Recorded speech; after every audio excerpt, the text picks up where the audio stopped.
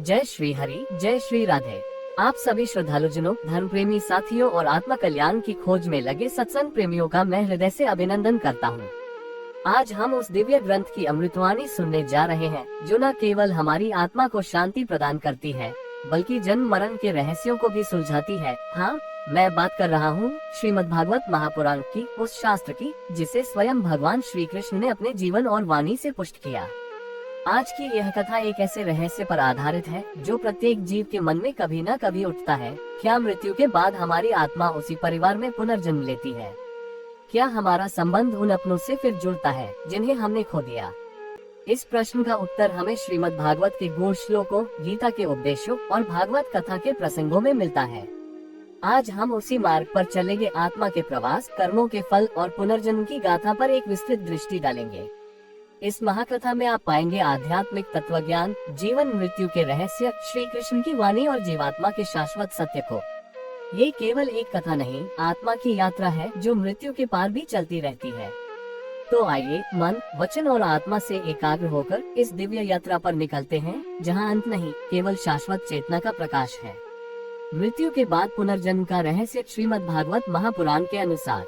हे श्रद्धालु श्रोताओं, सादर नमन। मैं आपके समक्ष एक अत्यंत रहस्यमयी, दिव्य और ज्ञानवर्धक कथा प्रस्तुत करने जा रहा हूँ जो श्रीमद् भागवत महापुराण के विविध श्लोकों, प्रसंगों और श्री कृष्ण के उपदेशों से प्रेरित है। ये कथा मानव जीवन के सबसे गहरे प्रश्नों में से एक, मृत्यु के बाद क्या होता है, पुनर्जन्म कैसे और क्यों मिलता है, और क्या हम उसी परिवार में दोबारा जन्म ले सकते हैं, जैसे विषयों पर आधारित है। आइए इस गूढ़ यात्रा में प्रवेश करें। खंड 1, उद्धव का प्रश्न और श्री कृष्ण की भूमिका। जब द्वापर युग का अंत समीप था और श्री कृष्ण अपना लौकिक रूप छोड़ने की तैयारी कर रहे थे, तब उनके प्रिय मित्र और शिष्य उद्धव ने एक दिन हाथ जोड़कर निवेदन किया, हे माधव, आपने जीवन, धर्म, कर्म, ज्ञान सब कुछ बताया, किंतु एक संशय मन में रह गया है। मृत्यु के बाद आत्मा कहाँ जाती है?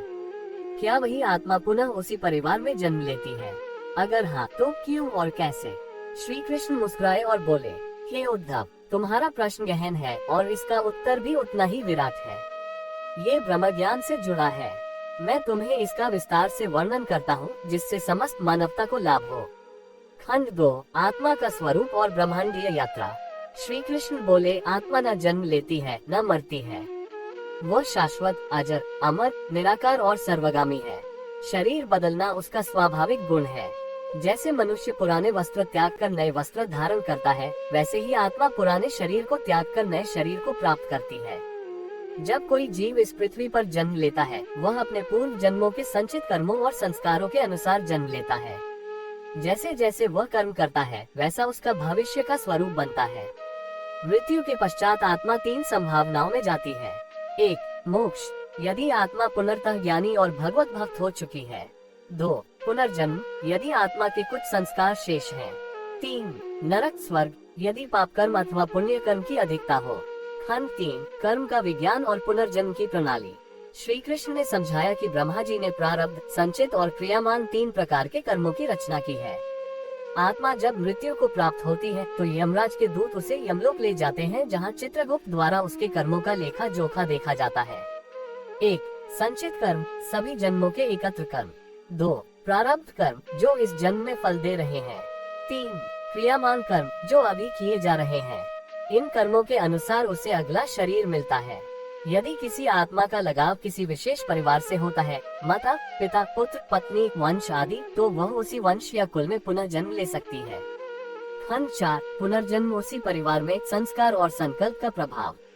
श्री कृष्ण बोले, जब कोई आत्मा मरते समय अत्यंत मोह में बंधी होती है, जैसे उसकी संतानों के प्रति चिंता, अधूरे कर्म, अटूट प्रेम या कोई प्रतिशोध, तो उसकी चेतना उसी बिंदु पर केंद्रित रहती है। योगवश आत्मा उस परिवार में पुनर्जन्म लेती है जहां उसका मोह सबसे अधिक होता है। ये नियम विशेष रूप से 3 स्थितियों में लागू होता है। 1, अधूरे उद्देश्य, अगर आत्मा का कोई कार्य अधूरा छूट गया हो। 2, गहरा स्नेह, माता पिता, भाई बहन या संतान से असाधारण भावनात्मक जुड़ाव। 3, संस्कारिक पथ, उस कुल की भक्ति, यज्ञ, तप आदि संस्कार आत्मा को आकर्षित करते हैं। खंड 5, श्री कृष्ण द्वारा बताए गए दृष्टांत। 1, अजामिल की कथा। एक ब्राह्मण अजामिल जो पाप में लिप्त था, मृत्यु के समय अपने पुत्र नारायण का नाम पुकारता है। ये नाम विष्णु नाम के समान प्रभाव देता है। यमदूत उसे ले जाने आते हैं, परंतु नारद जी के कहने पर विष्णुदूत आते हैं और उसे बचा लेते हैं। बाद में वह तपस्या करता है और विष्णु लोक को प्राप्त होता है। 2. भरत महाराज। राजा भरत अत्यंत धर्मात्मा थे, परंतु मृग के प्रति मोह के कारण अगला जन्म मृग योनि में लेते हैं, फिर जड़ भरत के रूप में जन्म लेते हैं। यह उदाहरण बताता है कि मोह भी पुनर्जन्म का कारण बनता है। खंड 6। आत्मा का पुनरावर्तन और कुल परंपरा से संबंध। कई बार एक ही आत्मा पीढ़ी दर पीढ़ी उसी कुल में पुनर्जन्म लेती है, कभी पिता बनकर, कभी पुत्र, कभी बहन बनकर। ये सब उसके पूर्व जन्मों की चेतनाओं और संस्कारों पर आधारित होता है। श्रीमद् भागवत में उल्लेख है, यथा योनिषु जीवास्ते स्वकर्मानुसारेण प्राप्नुवन्ति पुनर्योनिन संस्कार च स्वकर्मजम्।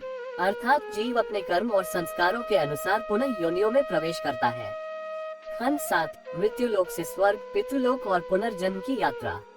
मृत्यु के पश्चात आत्मा 3 मार्गों से गुजरती है। 1. देवयान मार्ग, मोक्ष का मार्ग, ज्ञानियों को प्राप्त होता है। 2. पितृयान मार्ग, चंद्रलोक, पितृलोक, श्राद्ध करने वालों को प्राप्त होता है। 3. पुनर्जन्म मार्ग, सामान्य जीव जहां अपने कर्मफल के अनुसार पुनर्जन्म पाते हैं। खंड 8।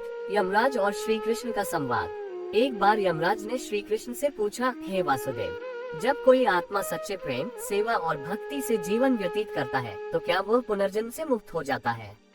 श्री कृष्ण बोले, हाँ, यदि कोई भगवत भक्त निष्काम भाव से सेवा करता है, उसमें अहंकार नहीं है, तो वह मृत्यु के पश्चात मुझे प्राप्त होता है। उसका जन्म मरण का बंधन समाप्त हो जाता है। खंड 9। परिवार के ऋण और आत्मा की वंशबद्ध यात्रा। श्री कृष्ण बताते हैं, 1. पितृऋण, माता पिता की सेवा। 2. देवऋण, यज्ञ धर्म। 3. ऋषि ऋण, ज्ञान का आदान प्रदान।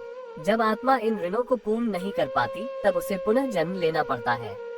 ये जन्म उसी कुल में भी हो सकता है जहाँ वह इन ऋणों की पूर्ति करे। खंड 10। मोक्ष की ओर मार्गदर्शन।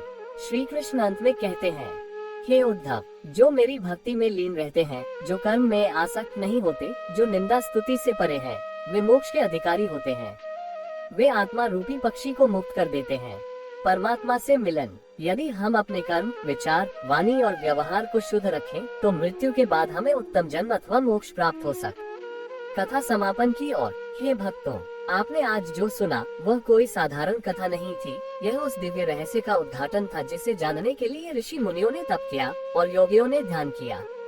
आत्मा की यह यात्रा, कर्मों के बंधन और पुनर्जन्म की यह लीला केवल भगवान ही जानते हैं, पर श्रीमद् भागवत महापुराण ने हमें ये ज्ञान दिया कि यदि हम भक्ति, श्रद्धा और सत्य के मार्ग पर चलें, तो जीवन और मृत्यु दोनों हमारे सेवक बन जाते हैं।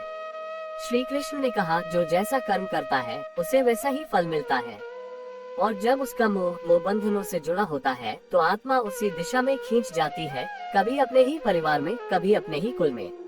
आज की इस कथा से हमने जाना कि मृत्यु अंत नहीं, बल्कि एक अध्याय का समापन है और आत्मा का नया आरंभ। यदि हम जीवन में प्रेम, क्षमा, सेवा और धर्म का पालन करें, तो आत्मा का अगला पड़ाव भी प्रकाशमय होगा। तो हे आत्मन, अब जागो, समझो और अपने कर्मों को इस प्रकार गढ़ो कि तुम्हारा पुनर्जन्म भी पुण्य से परिपूर्ण हो। यही श्रीमद् भागवत का मर्म है। यदि आपको ये कथा हृदय को छूने वाली लगी हो और आप चाहते हैं कि अधिक से अधिक लोग इस गूढ़ सत्य को जाने, तो कृपया इस वीडियो को लाइक करें, अपने परिजनों और मित्रों के साथ साझा करें और हमारे चैनल को सब्सक्राइब करना न भूलें। आपका एक क्लिक इस आध्यात्मिक संदेश को सैकड़ों तक पहुंचा सकता है।